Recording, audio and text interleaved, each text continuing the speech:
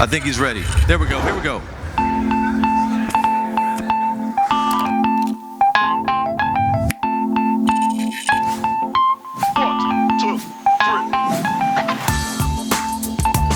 A great marriage might be like a great cup of coffee. Do you like coffee? I love it first thing in the morning.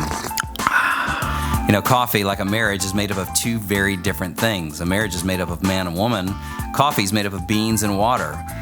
To make coffee, all you really need to do is put water into beans. And yet, if you were to just pour water over beans, that wouldn't be coffee at all. That'd be two things sharing the same space. Yeah. Just like a marriage, just because you say I do, just doesn't mean that you become one.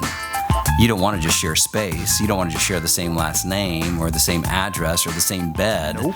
You want to experience oneness. For coffee to become one, the beans have to be ground, the water has to be boiled. Both things have to sacrifice. If you truly want to become one in marriage, you'll have to change, and you'll have to go through great sacrifice. But the result is a great cup of coffee.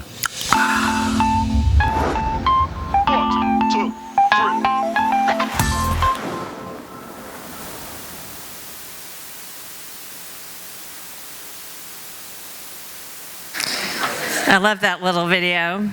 That video comes from Family Life. If you've ever been to one of their Weekend of Remembers, they use that. Actually, would have been a great little video if we were talking about sacrificial giving. We're not actually going to get to that pillar during this little 4-week series, but we wanted to share that with you. I think it's a great little video. So, good afternoon.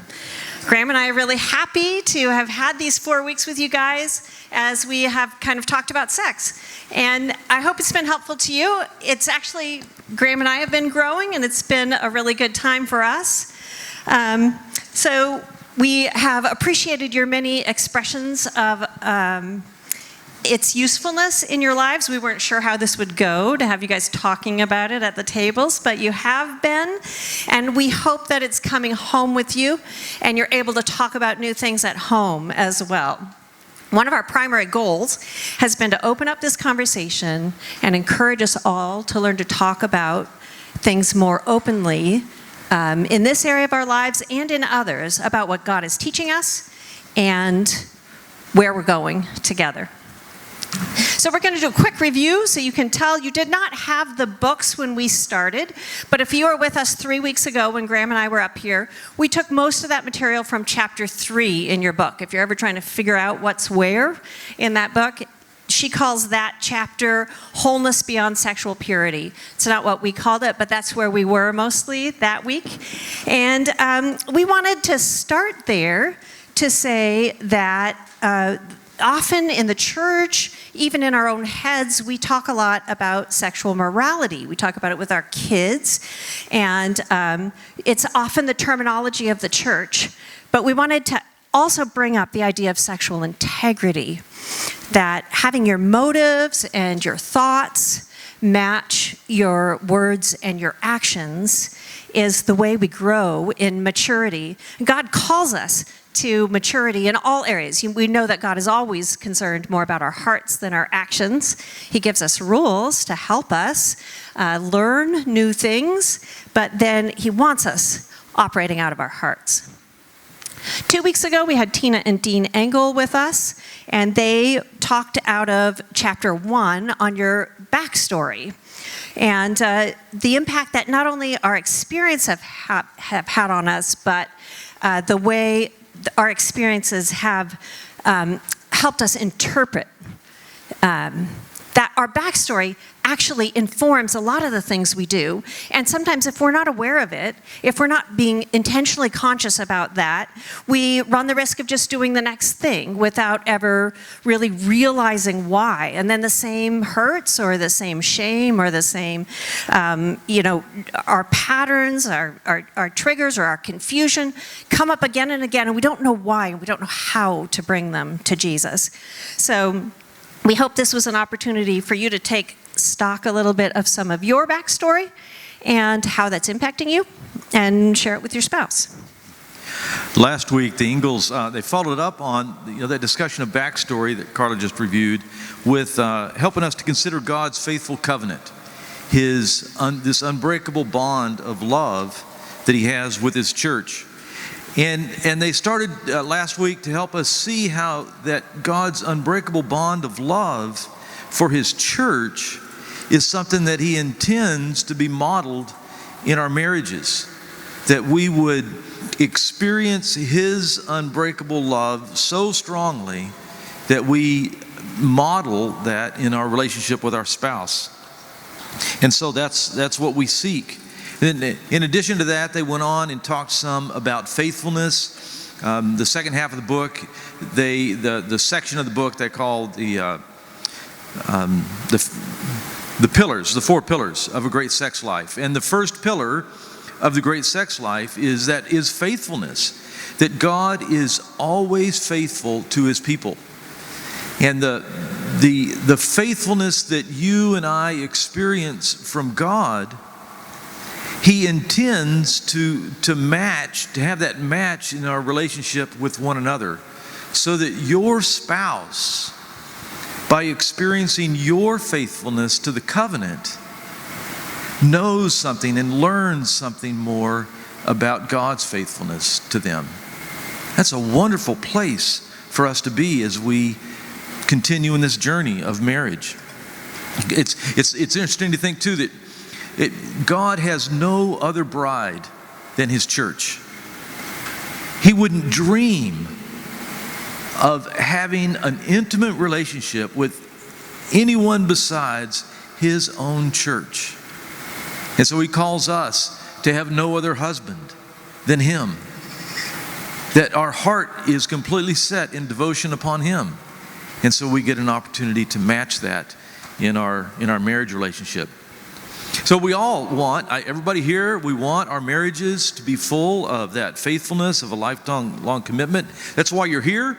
That's why you've come to Venture Marriage. That's why you're spending Sunday afternoons with us. And believe it or not, contrary to popular opinion, the research really does show that regular churchgoers experience more safety, more commitment, and fewer divorces than those who don't go to church regularly. But it's so much more than just going to church, isn't it? Almost all of us have been married more than a year, some of us for many, many years. And we know from firsthand experience that our physical relationship, our sex life, can fall into a long period of drought and distance instead of the intimacy that God designed our physical relationship to reflect. Sex can become an action more than a journey toward that intimate knowing. And so what we want to do is start out this afternoon is look at the scriptures with you and see how God describes our relationship with him as intimate knowing, as well as our relationship with our spouse. And then we want to take that idea of intimate knowing and see how it can shape our sex life with our spouse, so that it can be even better than anything that we ever dreamed or imagined. So we're going to start with this word yada. Is that up there? Do we have any? Yeah. So in the Old Testament, the word yada is translated usually know or knowing, and it's used many, many times in the Old Testament. Over 940 times this word is used, and it's usually translated know, but not just kind of knowing off the top of your head, but a deep and more experiential knowing. One of the early times it's introduced is in Genesis 4:1, and God says that Adam knew, or yada, this word, his wife, and she conceived and bore a son. So obviously in that situation, it has to do with sex. But most of the time, it's more an experiential knowing that is, has to do with relational connection. One of those times is when we know that Moses was intimate with God. God says that he talked to Moses the way a man talks to his friend. And so Moses did know God very well. And at one of his low points, he asks God, he's seeking more knowing of God. And he says, if you're pleased with me, teach me your ways that I may, this word yada, know you and continue to find favor with you. This is Exodus 33:13. And you know that this is the time where God puts him then in the cleft of the rock and passes by him. But he says, you know me, God, I want to know you better as well. King David, who wrote many of the Psalms, also uses this word multiple times. And in Psalm 139, it's a very intimate psalm where David is talking about his wanting to know God and knowing that God does know him. He uses this word at least 5 times in Psalm 139. So I'm going to use the word yada, but you can insert know for it, right? God, you have searched me and yada me. You yada when I sit down and when I rise up. Before a word is on my tongue, you yada it completely. Your works are wonderful. My soul yadas it very well. Then at the end, he says, search me, O God, and yada my heart. So he's all the ways that God, he knows God has searched him, that God knows where he's going and what he's doing. He knows what he's thinking before he says it. And he also wants to know God and have God experience him and back and vice versa. So in the New Testament, this idea of intimate knowing continues. The language changes, and so the word isn't yada anymore. Jesus talks about wanting us to remain in him and he in us, speaking of that intimate relationship. Paul, in so much of his writing, especially the epistles, talks so many times about knowing God being the highest calling for every Christian. And so this is just one example where he says in Philippians, I count everything as loss because of the surpassing greatness of knowing Christ Jesus my Lord. A couple verses in between there, he compares the righteousness that he has by faith instead of the righteousness by worth. And he says, but the goal, the purpose, the end point of righteousness in Christ is that he would know Christ and the power of his resurrection and the fellowship of sharing in his sufferings.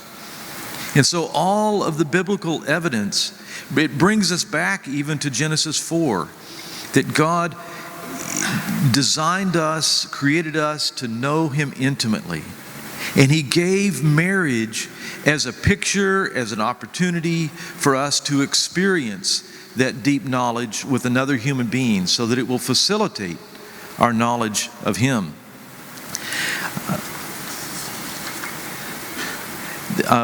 I didn't grow up with much modeling of intimate knowing. I grew up, what shaped me were really the opposites. I grew up to embrace self-sufficiency and just really supporting myself with very little emotional connection. When I was, a little bit of my backstory that I've had to think about in terms of our relationship with Carla is that my mother suffered a pretty major stroke when I was 5 years old. She was paralyzed. They weren't sure she would live. She finally was able to walk. She was able to care for us. A few months later, my father left, 5 years old. And so I grew up with this deep sense of having been abandoned and wondering what was wrong. But also, my mother, for all of her great qualities, she was a survivor, she was strong, but her emotional capacity, for whatever the backstory was in her life, was very, very, very small. We loved each other, we were devoted to each other, but I didn't have any modeling of talking about emotions and relating emotionally and just even recognizing that they're a part of life. So that's how I grew up. That's part of my backstory. And when I met Carla and I became interested in her and we got married, I knew that I was deficient in EQ, emotional quotient. I knew that that I had a lot to learn. I had no idea how much I had to learn. I didn't really understand about my inner thoughts and my fears. And so when we started to have trouble, I sensed this distance between us growing, and I didn't know what to do about it. I didn't have the capacity or the skill to talk about it. It was completely void for me. I just didn't know what to do. So God had intended us for intimate knowing. That was His plan for the ages. And there's this distance growing between us, and I didn't know what to do about it. And I really didn't know what it meant to emotionally connect. My backstory is a little different from that. I grew up in a committed home. My parents loved each other. I was very secure in that. And in some ways, I had a really wonderful home growing up. My parents were very united.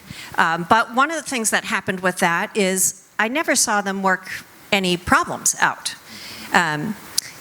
You would think from the surface that there was no conflict in my home. In fact, I believed that. When I was in about high school, I remember talking to a friend and being like, no, we don't have conflict at my house. Like, I really believed that. There was no conflict. But when there was conflict, I am now aware that, when my father would get angry, my father was a little bit more volatile than my mother was super steady person. If my dad would get a little elevated about something, my mom would just shut down. And she seemed to be able to do that and just kind of move on. They didn't do it a lot. Maybe they worked things out, when we weren't around, but in front of us, they never worked them out. So I didn't think about it when we got married. I was sure we would get along great, right? And I had a quite close relationship with my mother. I could bring concerns to her, but my dad, you could not really predict when he would get upset or not. So I really hid stuff from my dad, not lying to him, but just never going we didn't talk about stuff with my dad. And if he got upset, we all just shut down. So when I got married to Graham, I expected we would have these great intimate conversations all the time. And when he seemed to shut me down about things, right, or he would get upset, Graham started to get a little elevated, I would shut down. I was good at that. I knew how to do that. And that works for a little while if any of the rest of you are shutter downers too. But over the long haul, that doesn't work, right? Neither one of us really knew how to navigate, especially conflict, when it came up between us.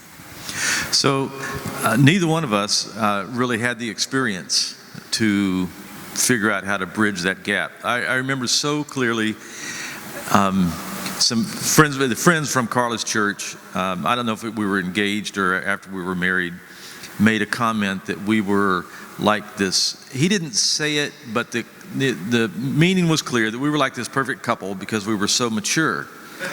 She's a pastor's kid, and whatever it was he thought about me. And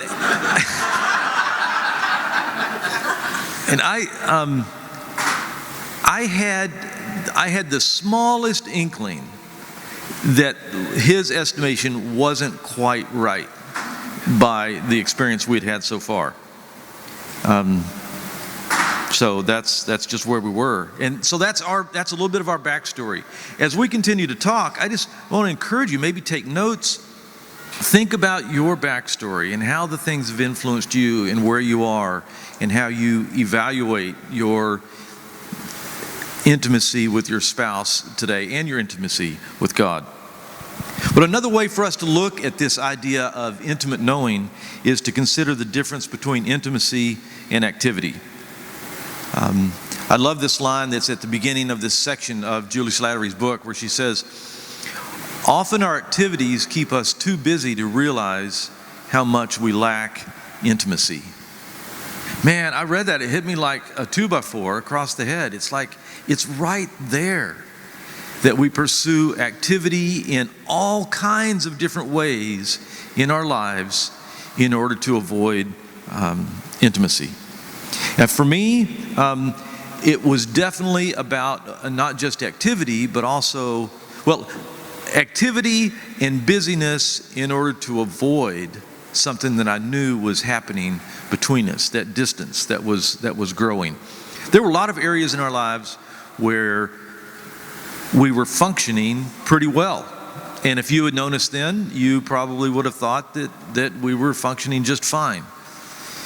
But I was avoiding any effort to bridge that gap.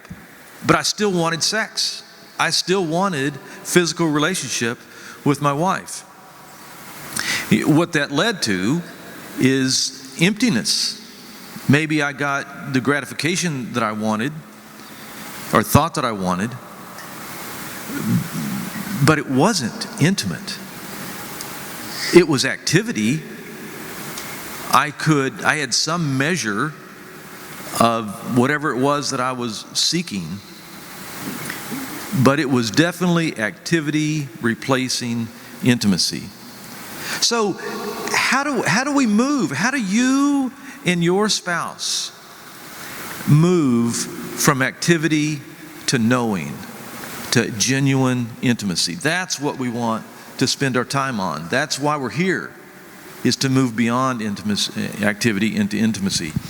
And you know, in her book, she one of the things that she encourages is discussion.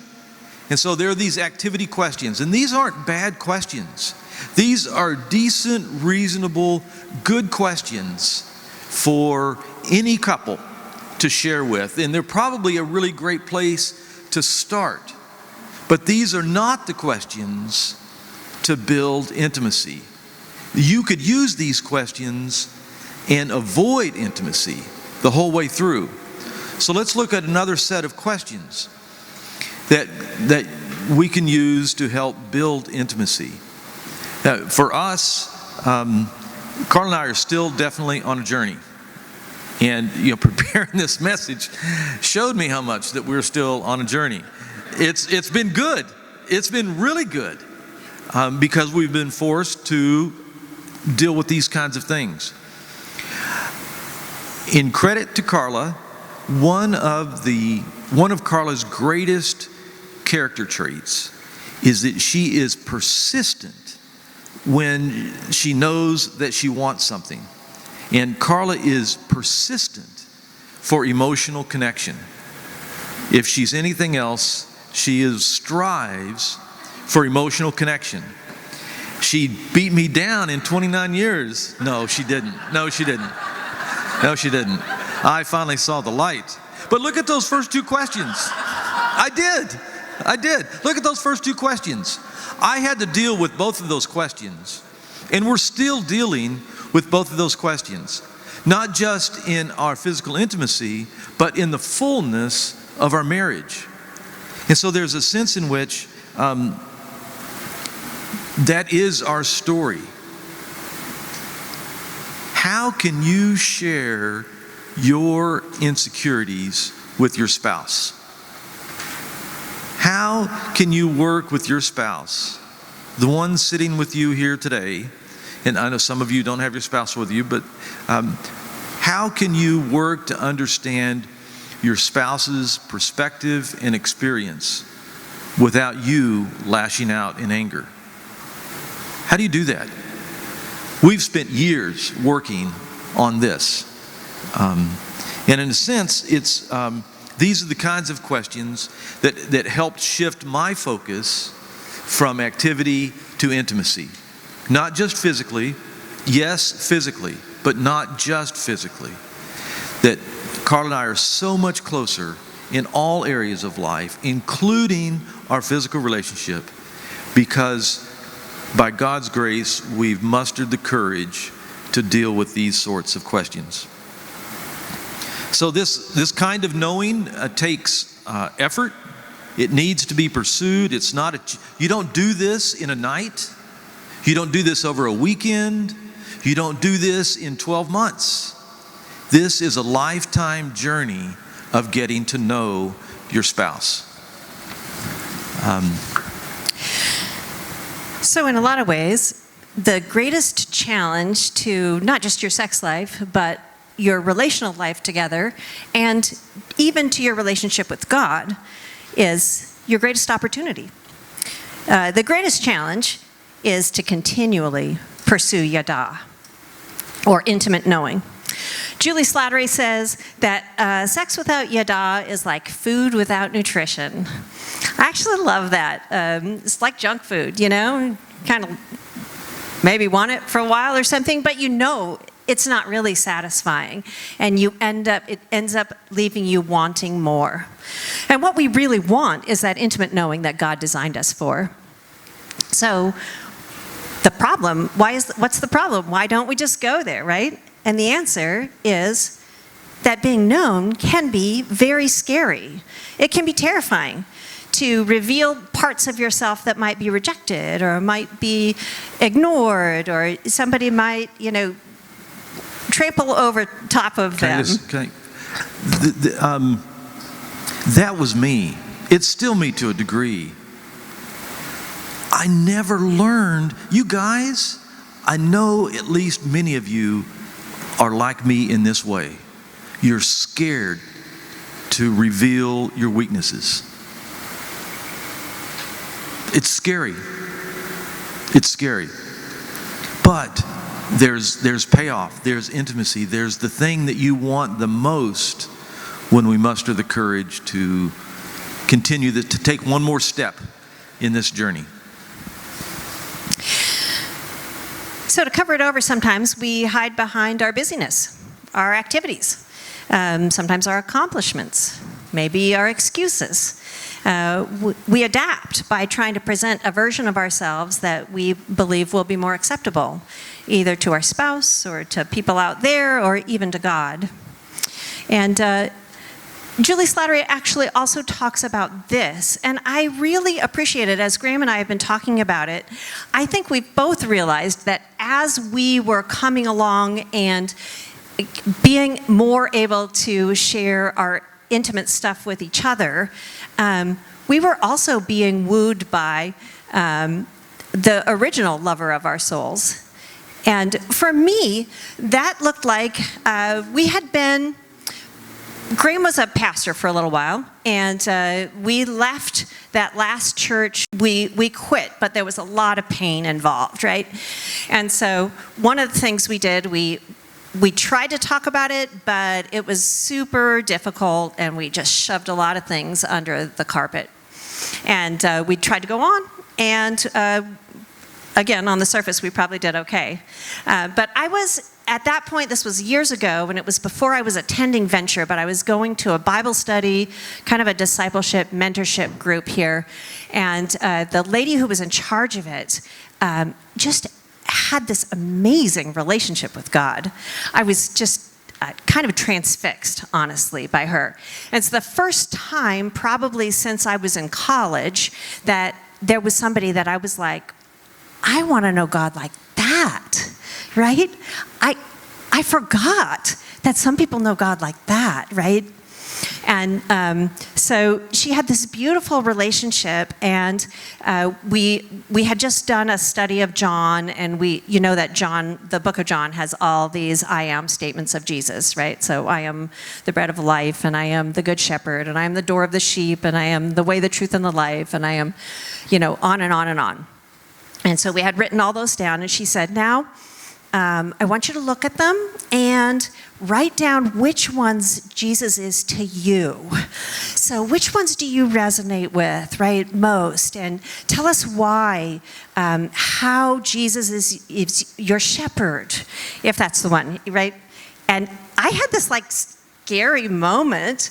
I was looking at that paper, and I'm like, if I tell the truth here, I know all the answers. I went to Christian college, and my dad was a pastor, and we've been through seminary, and I knew a lot about God. And in that moment, I could not say of any of those phrases, honestly, oh, yes, Jesus is my shepherd. And it was really shocking to me.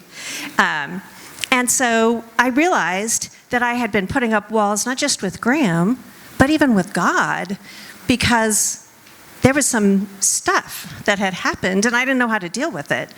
And so God says in Jeremiah 29:13-14, he says, "You will seek me and find me when you seek me with all your heart, and I will be found by you, declares the Lord." And so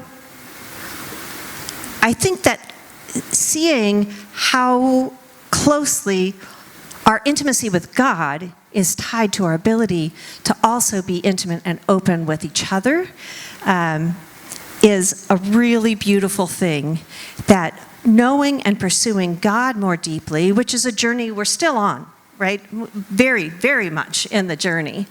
But that has been the foundation. Thank you, honey.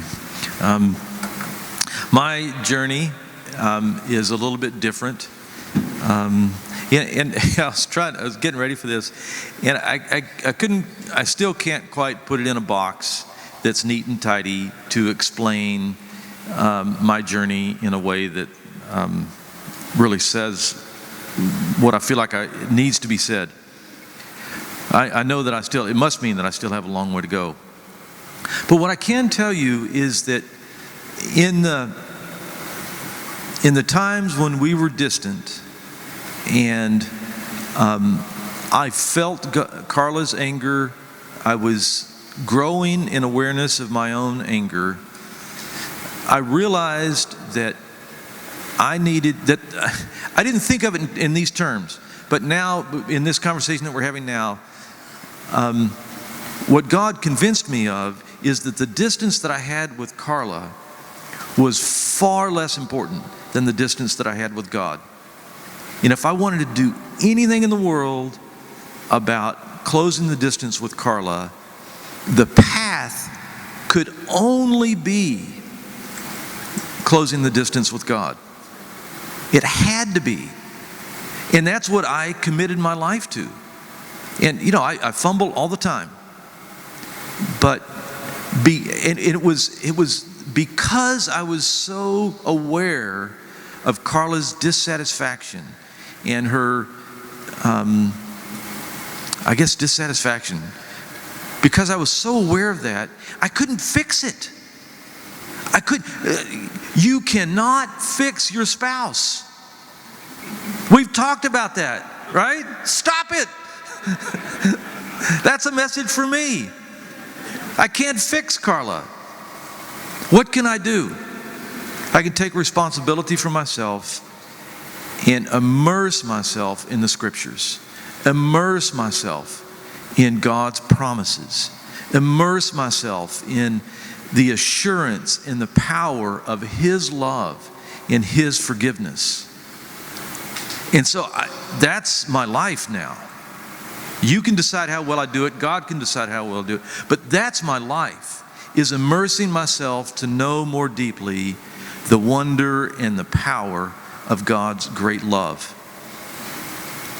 And in His infinite mercy, He's used that to close the distance between us, because we've been seeking Him instead of trying to fix or change each other. So Carl and I had very different journeys in a way, and your journey is very different from ours. There will obviously be some similarities, but each one of you here is on your journey of knowing God, of knowing Christ more intimately. That's the goal.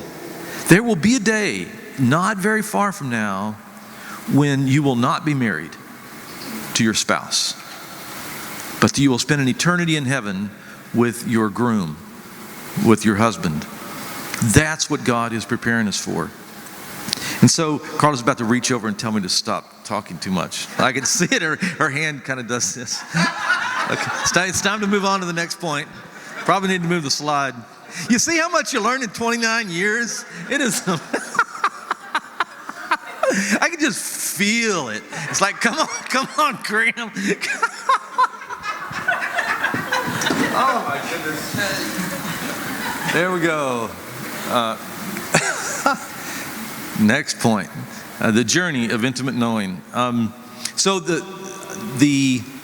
I just want to put them all up there.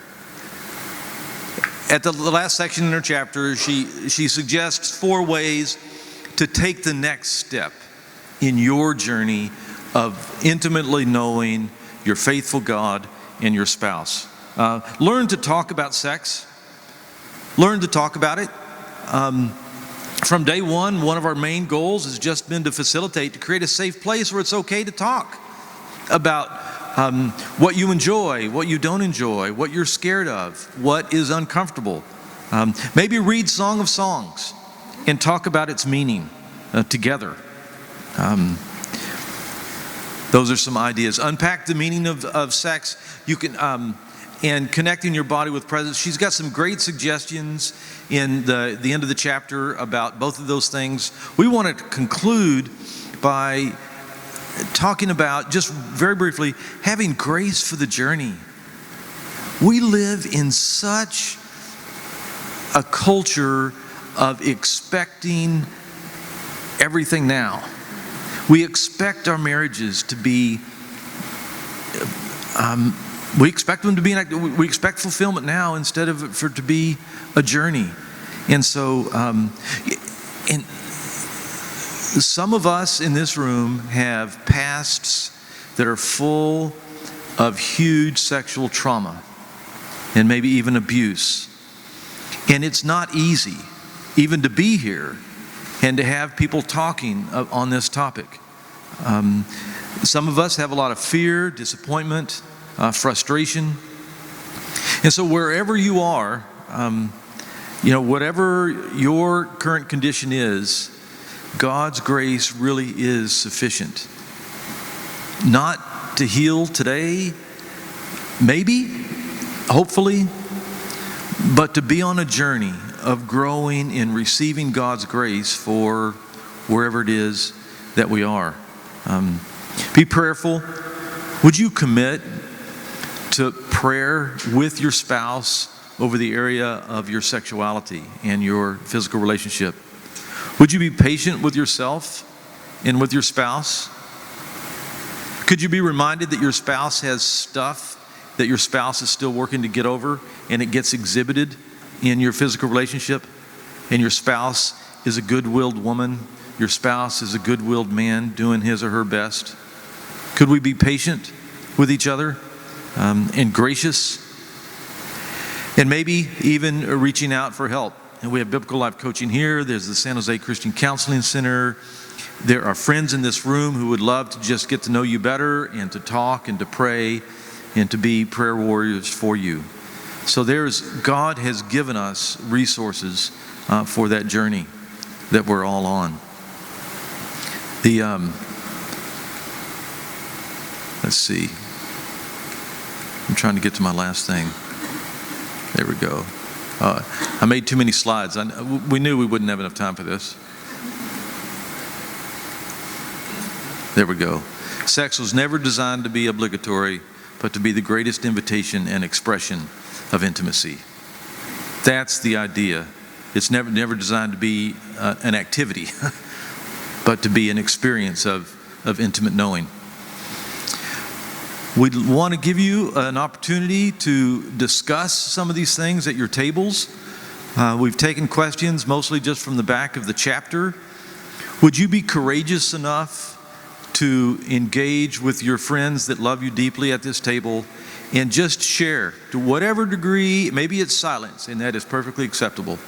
But to whatever degree that you're comfortable, let's spend some time sharing about what God is showing us in this area.